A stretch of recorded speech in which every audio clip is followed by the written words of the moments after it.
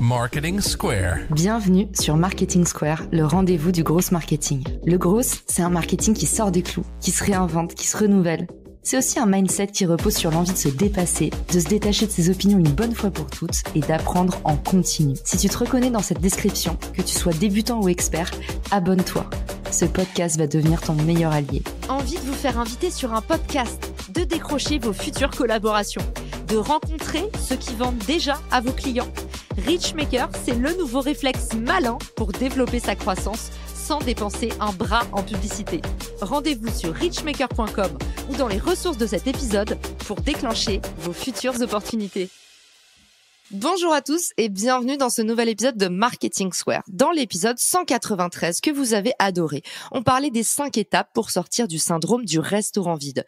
Le restaurant vide, c'est un peu ce cercle vicieux où finalement on n'a pas ses premiers clients et du coup c'est difficile d'en amener d'autres. En fait, tout simplement, on tombe dans un cercle vicieux où moins on a d'audience, moins on a de clients, moins on a d'audience, moins on a de clients.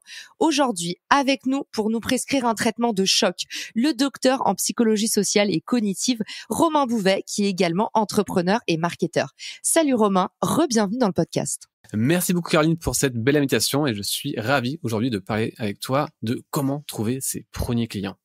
C'est une question qui revient souvent, qu'on nous envoie tout le temps. Je suis en lancement d'activité. Peut-être que je suis pas hyper familier du marketing et de la communication. Et à côté de ça, parfois on est familier. Sauf que quand on travaille sur son propre business, il faut faire un peu un exercice de méthode très agnostique. Et toi, Romain, tu as des petites techniques à nous recommander pour aller chercher les tout premier client quand on vient de se lancer et qu'on veut commencer à avoir justement des choses à montrer, des beaux logos à mettre sur son site sans faire du fake. Qu'est-ce que toi tu préconises? Alors, c'est très simple. Vous devez en effet montrer des choses. Il y a pour ça 2 techniques. La première technique, vous devez tout simplement montrer votre travail. Vous n'êtes pas obligé d'attendre d'avoir des clients pour montrer votre travail. Vous pouvez tout simplement montrer des avant et des après. Alors, pourquoi un avant et un après? Tout simplement parce que notre cerveau adore l'effet de contraste. Il adore comparer. Quand on voit un avant-après sur LinkedIn, de suite, il y a beaucoup d'informations en seulement 3 secondes. Et notre cerveau adore ça. Alors, vous êtes copywriter, par exemple. Vous pouvez très bien prendre un post LinkedIn et l'améliorer et tout simplement présenter votre travail d'avant et après sur LinkedIn, sur un message ou sur Instagram. Vous êtes web designer, très simple, prenez des sites web et montrez une amélioration que vous proposez toujours en avant et en après. Ça va attirer le regard, les gens vont venir commenter parce qu'ils adorent ça et c'est le premier moyen d'obtenir de la traction. La deuxième technique, c'est tout simplement de commenter des études de cas, de présenter par exemple une expérience en marketing qui a échoué, qui a réussi, comment Apple a réussi à obtenir ses premiers clients par exemple. Le fait de commenter des histoires, ça va vous donner l'impression d'être un expert. En fait, le cerveau, automatiquement, pense que vous serez un expert. C'est ce qu'on appelle l'effet Julien Lepers en psychologie, ou les Américains l'appellent l'erreur fondamentale d'attribution. En gros, quand vous commentez des expériences marketing, automatiquement, vous êtes un expert. Et encore mieux, si vous commentez des histoires, notre cerveau adore les histoires. Par exemple, on adore regarder des films. Pourquoi? Parce que notre cerveau pense que ces histoires sont vraies. Donc, quand vous allez en plus commenter des histoires, forcément, vous allez attirer les gens et en plus, vous allez les commenter. Donc, automatiquement, vous êtes un expert. Donc, dire que il faut de la preuve sociale pour obtenir ses premiers clients, c'est faux. La preuve sociale, vous pouvez la remplacer par votre autorité. Et votre autorité, vous allez tout simplement faire une démonstration de votre travail sur les réseaux sociaux. Ça, c'est un truc qui crée un vrai lien d'authenticité aussi avec les gens. C'est finalement, au lieu de faire du fake et de mettre un mur de logo sur votre site et trembler quand vous rencontrez vos premiers clients parce qu'on vous demande des références, peut-être adopter une posture d'humilité où vous dites, voilà, c'est ma première expérience, je cherche à me lancer. Moi, il y a une astuce que je donne tout le temps, c'est commencer par faire du gratuit. Alors c'est hyper clivant et il y a plein de fois pendant les démos Richmaker on me disait ah non mais en fait on brade notre travail et tout. Moi j'avoue que j'ai un mindset un peu à l'américaine et je me dis tant que vous n'êtes pas sûr que votre offre elle est parfaite, ne la vendez pas. Je te donne un exemple. Quand j'ai commencé à faire du LinkedIn, je me suis lancée dans le coaching, dans l'accompagnement des personnes sur LinkedIn. Au tout début, qu'est-ce que j'ai fait pour lancer mon offre? J'avais pas encore eu de clients. Et je me sentais pas d'arriver devant quelqu'un avec cette posture de OK, j'ai 45 minutes, c'était des coachings de 45 minutes. En 45 minutes, tu dois délivrer un max de valeur. Je me disais, je me sens pas de faire payer les premiers parce que j'ai besoin d'apprendre moi-même, j'ai besoin de comprendre comment est-ce que je vais marketer mon offre, quels sont les personas clients sur lesquels je suis moins à l'aise. Et en fait, j'ai fait un post LinkedIn en disant c'est simple, j'offre 20 coachings LinkedIn Personal Branding. Inscrivez-vous là, c'est gratuit. Alors, je peux te dire que mes 2 semaines d'été y sont passées. Mais par contre, à partir du moment où la rentrée est arrivée, j'avais mes 20 premiers clients à qui j'ai demandé des recommandations, qui m'ont laissé des recommandations dithyrambiques. Vous pouvez encore aller les regarder sur mon LinkedIn. Entre-temps, j'ai eu plein de clients payants, mais mes premières recos, c'est des gens qui le précisent d'ailleurs pour certains, qui disent voilà, j'ai bénéficié d'un coaching offert par Caroline. Et en fait, ça m'a permis d'avoir des recos pour me lancer, de pouvoir muscler mon offre en comprenant très précisément où j'étais pertinente, où je l'étais pas, où j'avais envie de me spécialiser ou pas forcément. Par exemple, peut-être que vous vous rendez compte que vous êtes meilleur pour conseiller des entrepreneurs, pour conseiller des indépendants, pour conseiller des patrons de TPE, PME. Peut-être que vous allez vous rendre compte que votre truc, c'est plutôt la prospection sur LinkedIn et non pas le personal branding, l'optimisation de profil. Donc l'avantage en gros, c'est que si vous lancez votre offre en gratuit, les gens ils vont se ruer sur votre offre. Donc vous avez la possibilité d'aller chercher tout de suite vos 10, 20, 30 premiers clients. Vous allez pouvoir muscler votre offre pour mieux comprendre en fait qu'est-ce qui marche pas, qu'est-ce que vous avez envie de faire sur le long terme. Et le moment où votre offre sort, vous pouvez la pricer à haut prix. Moi, quand mes coachings sont sortis, ils étaient tout de suite à 300 €. Alors que j'aurais pu mettre des années à me dire je vais commencer à 60 €. J'ai plein d'amis qui ont fait ça. Je commence à 60 €, mais même à 60 €, en fait, si ton produit, ton offre, elle est pas béton, la recommandation va pas agir. Et du coup, tu vas mettre beaucoup plus de temps à développer ton activité versus faire un peu de gratuit au démarrage. Je suis totalement en phase avec ce que tu dis. Quand tu commences, proposer du gratuit pour augmenter son expérience, c'est une excellente idée. Je vais rajouter un hack à ce que tu dis. Au lieu de dire gratuit, il vaut mieux mettre 0 €. Offert, c'est pas mal, mais ça veut dire que c'est pas une offre. Dans les études scientifiques, ils ont comparé gratuit et 0 €. Et 0 € a beaucoup plus d'impact parce que on a l'impression vraiment de faire une affaire et ça active ce qu'on appelle l'aversion à la perte. C'est-à-dire que ça va augmenter, il faut que je le possède maintenant. Et dans les pubs Facebook, on a testé les conférences gratuites et à 0 €, on cartonne sur du 0 €. On a beaucoup plus de conversion. Romain, j'adore. À chaque fois, tu nous glisses des petites pépites comme ça. T'as complètement raison. Moi, déjà, on m'avait dit, Caro, arrête de dire gratuit, dis offert. Et c'est vrai que ça change tout. Le mindset, en fait, c'est vraiment plus dans la communication positive. Également, pour aller chercher ses premiers clients, il y a un truc qui marche très bien. Moi, j'ai adoré quand tu parlais des études de cas. Sachine Sierro, qui a signé des épisodes de podcast collector de Marketing Square, je vous les mettrai dans les ressources de l'épisode. Elle fait sur son blog des études de cas. Tout de suite, on peut voir à quel point, 1, ça met en avant ses clients, et 2, ça lui apporte une preuve sociale de fou parce que on voit qu'elle fait du super taf, on voit que ça a marché. En fait, elle est complètement transparente. Tu vois, la transparence aujourd'hui, c'est un truc que tout le monde met sur sa landing page. Mais en fait, derrière, avoir une partie étude de cas avec voilà ce que j'ai fait pour de vrai pour mes clients, les résultats qu'on a eus, la durée de l'opération. Ce truc-là, en fait, ça permet aussi de réduire les questions que tu vas avoir sur tes premiers entretiens de vente. Le client, une fois qu'il a vu ça, il a déjà un petit peu toutes ses réponses. T'as plus besoin de le rassurer sur combien de temps ça prend, sur les résultats en moyenne. Et en plus, comme c'est public, il a tendance à avoir un petit peu plus confiance. J'avais vu un truc génial, Romain, c'était une nana, une web designer qui se lance. On sait à quel point c'est pas un boulot facile, honnêtement, tellement il y a de compétition. Ce qu'elle fait, c'est qu'elle rebrand des logos de marque.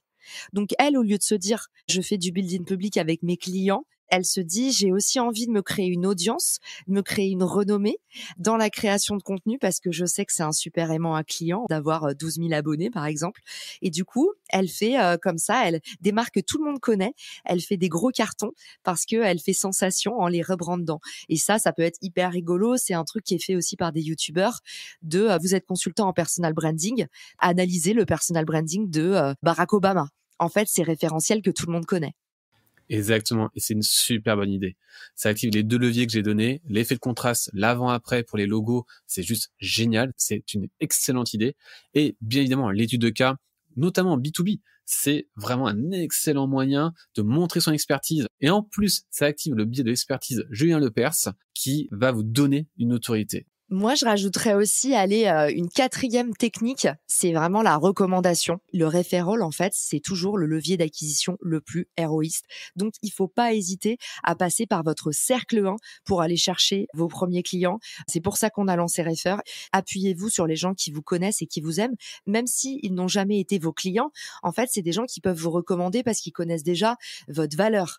Ils ont potentiellement travaillé avec vous dans vos anciennes boîtes. Ils vous ont potentiellement managé, ou c'est peut-être aussi des gens que vous avez managés. Moi, c'est hallucinant le nombre d'anciens stagiaires qui m'ont ensuite ramené du business, que ce soit à New York ou à Paris. On se dit bêtement qu'il y a que nos anciens clients qui peuvent nous recommander, mais non, appuyez-vous sur le cercle 1 et faites appel à la recommandation. Par exemple, un petit message sur FR ou sur LinkedIn en disant « Hello Romain, ça fait un bail qu'on s'est pas croisé. Juste pour te tenir au courant, je me lance à mon compte en tant que consultante LinkedIn. Si jamais tu entends parler autour de toi de besoins en la matière, je serais ravie de discuter avec eux. N'hésite pas à m'envoyer des gens.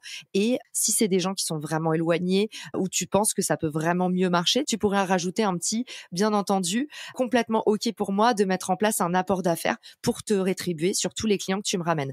En fait, ça, pour vous lancer, c'est vraiment de l'or parce que vous pouvez vous lancer à partir de rien sans avoir besoin de faire du building public, donc de travailler en plus ou montrer votre travail, sans avoir besoin de payer une campagne de pub. Vraiment, appuyez-vous sur votre réseau. C'est un vivier de croissance organique complètement sous-estimé. Tu as totalement raison. D'ailleurs, il y a une étude de Cialdini qui donne un conseil très simple. Bizarrement, personne l'applique vraiment. C'est tout simplement de demander. Vous avez un premier client, vous lui demandez comment il a trouvé la prestation et vous pouvez tout simplement dire « Est-ce que tu peux me recommander dans ton entourage ?» Eh bien, il va le faire. Ça va activer le principe de la réciprocité. Le fait de demander tout simplement un service à quelqu'un, il va s'engager à le faire comme une mission. Mais les gens, ils n'osent pas trop demander ou ils y pensent pas. Et c'est dommage. Juste le fait de demander va activer cet effet psychologique puissant. Et puis un dernier petit truc, sur les recommandations qui viennent de vos clients, on vous incite comme toujours à en demander. Quand je vous parlais de ces coachings que j'avais fait gratuitement pour lancer mon activité, juste après, j'avais envoyé un petit mail où j'avais mis directement le lien pour recommander mon service sur ma page LinkedIn. Vous avez aussi les pages LinkedIn Services. On en parlera bientôt dans le podcast d'ailleurs si le sujet vous intéresse, de comment créer sa page freelance sur LinkedIn. Et du coup, j'avais mis directement un petit message, pas poussif, en disant voilà, si tu as apprécié notre coaching, si ça t'a aidé pour la suite, n'hésite pas à laisser un petit mot. Mais en tout cas, n'oubliez pas de demander.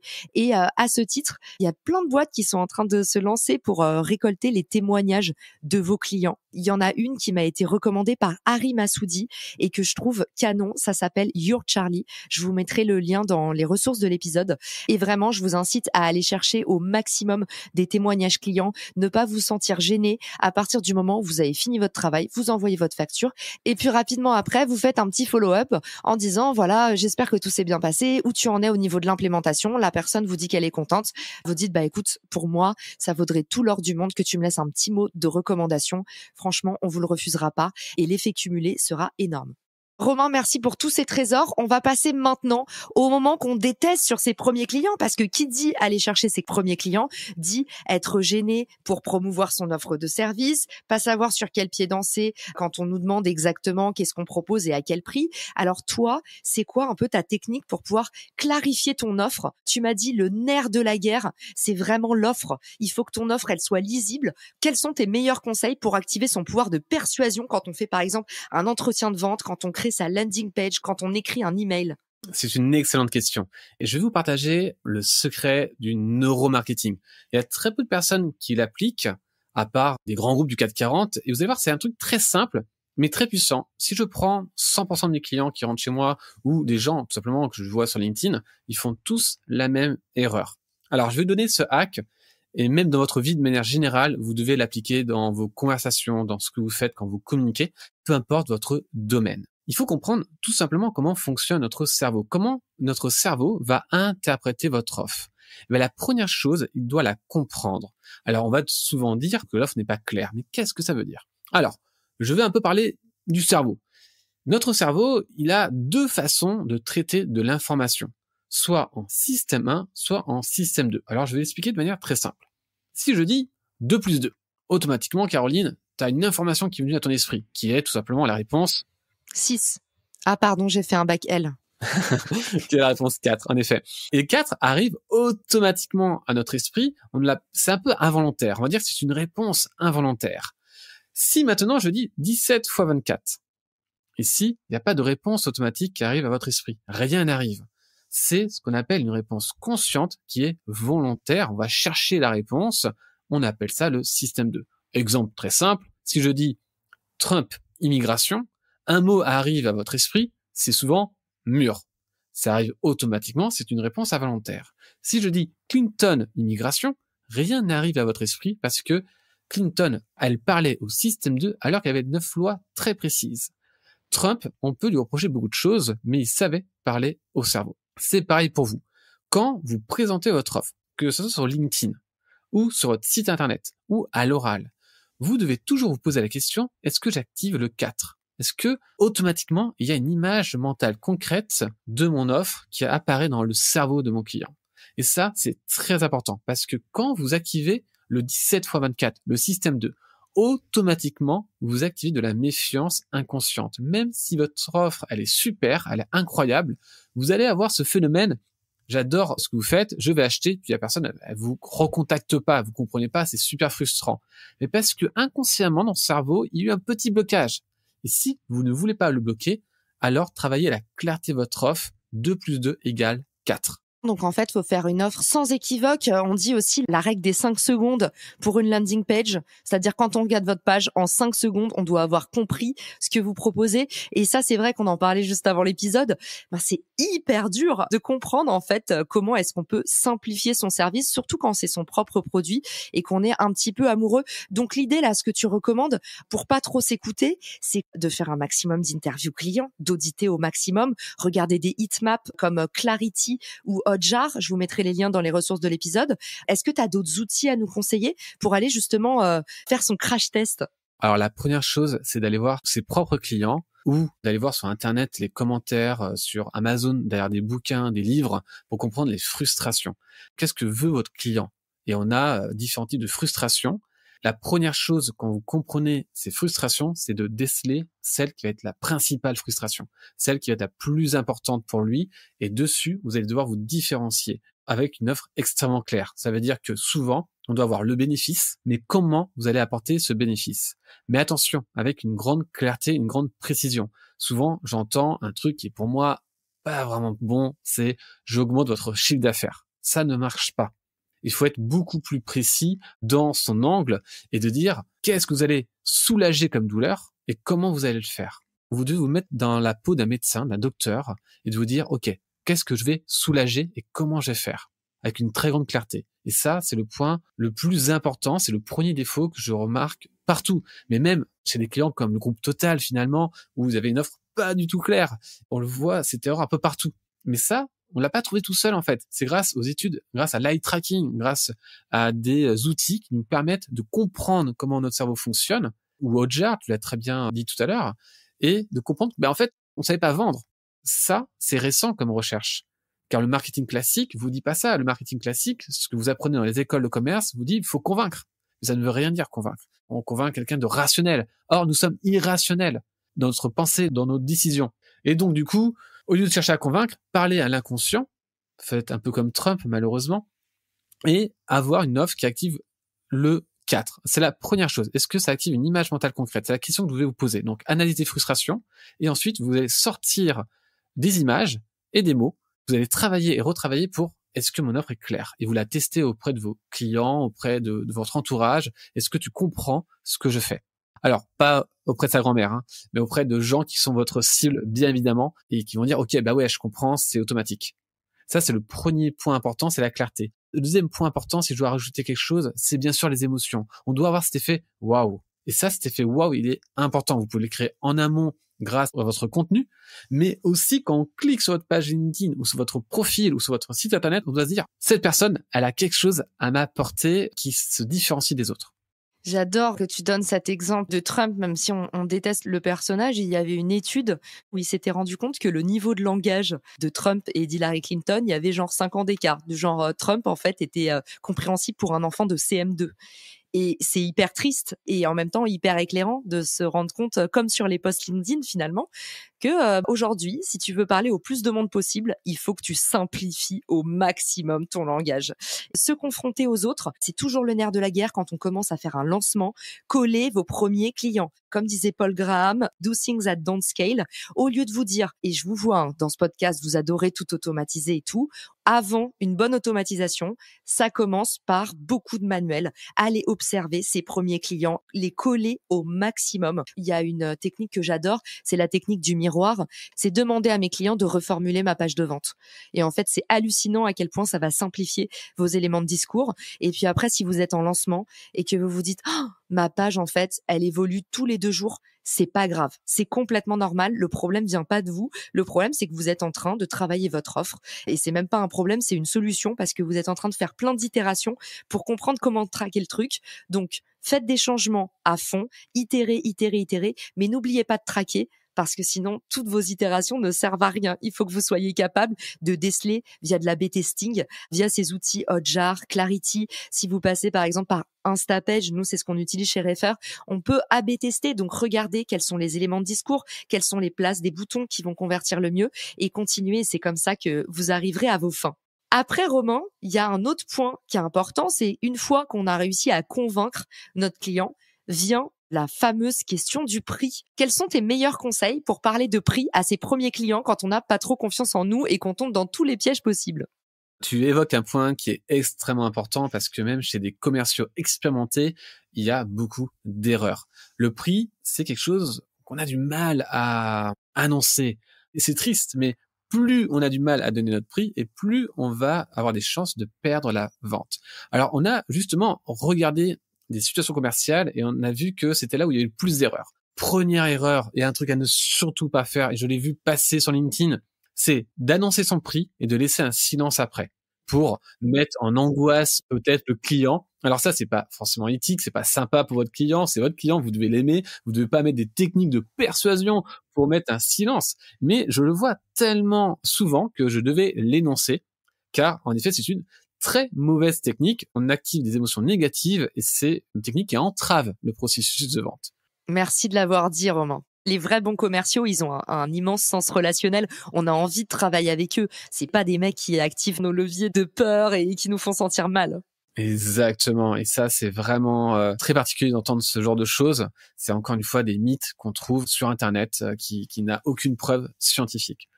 La deuxième chose qu'on observe chez les commerciaux ou chez les freelances, c'est qu'ils hésitent à donner leur prix. Il y a beaucoup d'hésitation et on entend la voix qui diminue. Ça veut dire qu'ils parlent normalement et ensuite, oui, alors je vais être à 400 € et on voit que la voix diminue. Ça veut dire quoi? Ça veut dire que c'est une gêne. Et cette gêne, votre client va s'en apercevoir. Même s'il adore ce que vous faites, il va se dire inconsciemment qu'il y a quelque chose.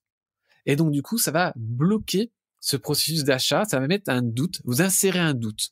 Et ça, je pense que chez les freelances qui ont moins l'habitude, qui sont experts de leur domaine, forcément, je le retrouve quasiment tout le temps, d'avoir du mal à donner son prix.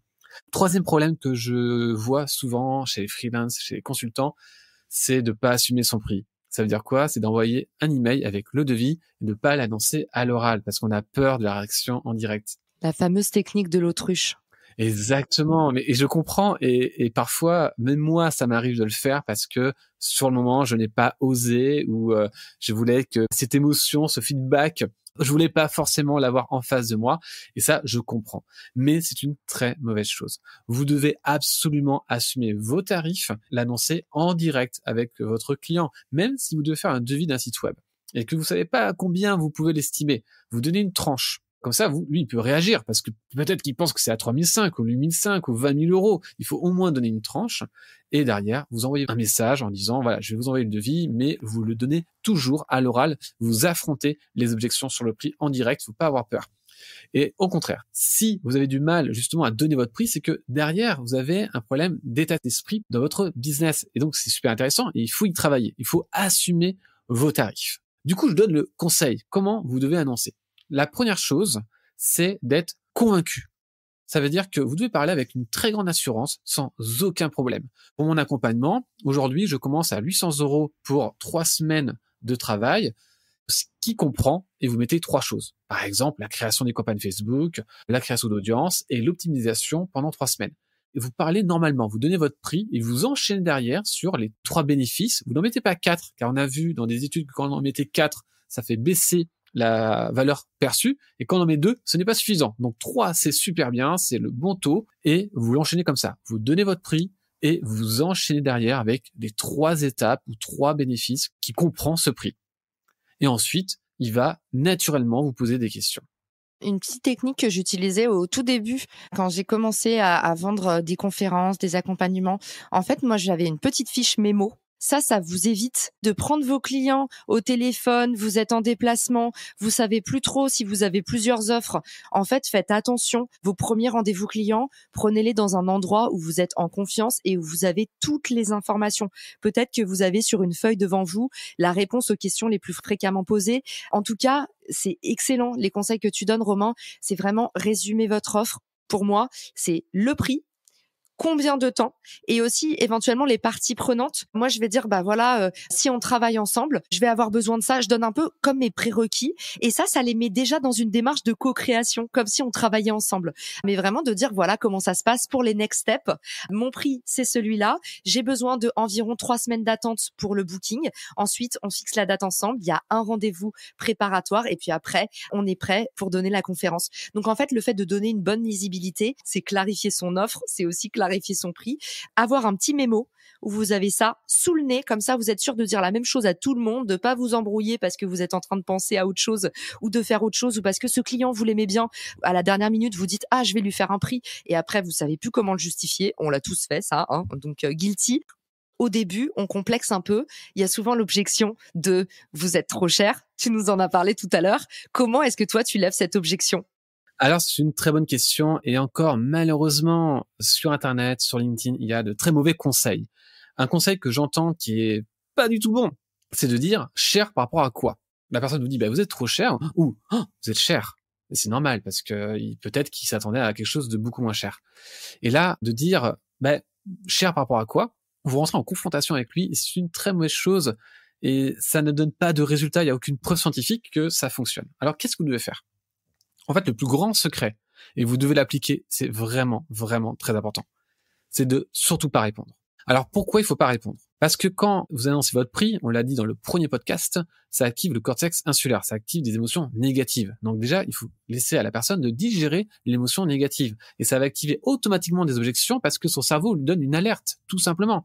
Et donc, vous ne savez pas si vous êtes trop cher, vous ne savez pas s'il n'a pas compris la valeur de votre offre, ou si vous avez fait la bonne offre. Et c'est ça le problème, c'est que à ce moment-là, vous ne savez pas qu'est-ce qu'il faut répondre, car vous connaissez pas l'origine de l'objection. Certaines personnes font ok, c'est trop cher, du coup je peux vous proposer une réduction, qui est une catastrophique. D'ailleurs, vous ne proposez jamais de réduction, on en parlera une autre fois, mais jamais faire ça. Ou peut-être que vous allez tout simplement pas compris sa frustration, et votre offre, justement, elle ne répond pas à sa demande. Alors qu'est-ce que vous devez faire? Vous ne devez tout simplement pas répondre à la première objection. Alors c'est compliqué, on va dire mais comment faire? Vous allez valider l'objection, ok, très bien. Et vous allez dire, mais est-ce que ma proposition correspond bien à votre demande? Et là, dans 50% des cas, et on peut faire un pari, vous allez avoir oui, mais. Car vous allez emmener votre client à l'introspection. Il va essayer de comprendre sa propre irrationalité, ou c'est peut-être rationnel, c'est sincèrement trop cher, ou qu'il n'a pas compris, et il va vous dire oui, mais. Et très souvent, ils vont dire oui, mais je ne pense pas que c'est ça que j'ai besoin. Ils vont vous poser des questions. Ils vont vous donner ces doutes. Vous faites en réalité cette technique de psychologue. Et ça vous permet de comprendre quelle est la bonne stratégie que vous devez employer. Hyper clair, j'adore comme toujours Romain. C'est un épisode qui sera un peu plus long que les autres, mais à chaque fois, je suis tellement passionnée par tes sujets que je ne veux pas les couper. C'était un bonheur d'échanger avec toi Romain. J'espère que ça aidera tous les indépendants, tous les entrepreneurs qui se lancent sur ce podcast, ou les marketeurs qui viennent d'arriver à un nouveau poste et à qui on dit faut aller chercher les premiers clients, faut aller les chercher avec les dents. On le sait, ne lâchez rien, même si ça prend du temps, continuez à exécuter avec méthode et vous allez voir, ça va payer. Souvenez-vous de l'impact énorme de l'effet cumulé. Vous plantez des petites graines, et déjà, si vous avez écouté ce podcast jusqu'à la fin, vous avez planté la première petite graine. Alors passez à l'action. N'oubliez pas, avec Romain, on est là pour vous soutenir. Romain, où est-ce qu'on peut te retrouver pour t'envoyer ton courrier de fan comme tu as reçu à la fin du dernier épisode? Sur LinkedIn, où je débute sur ces plateformes, je publie des carousels, des conseils, et bientôt ma newsletter qui est sur Substack, qui est aussi sur mon LinkedIn, si vous voulez la trouver. génial. Et je la mettrai aussi dans les ressources de l'épisode avec tout ce dont on a parlé aujourd'hui pour votre inspiration. Si cet épisode vous a plu, n'hésitez pas à le partager et nous taguer sur les réseaux sociaux. On viendra vous envoyer de la force. Et puis surtout, passez à l'action. À bientôt dans Marketing Square. Ciao! Si cet épisode te plaît, tu peux le partager en me taguant ou lui laisser 5 étoiles sur Apple Podcast. Marketing Square.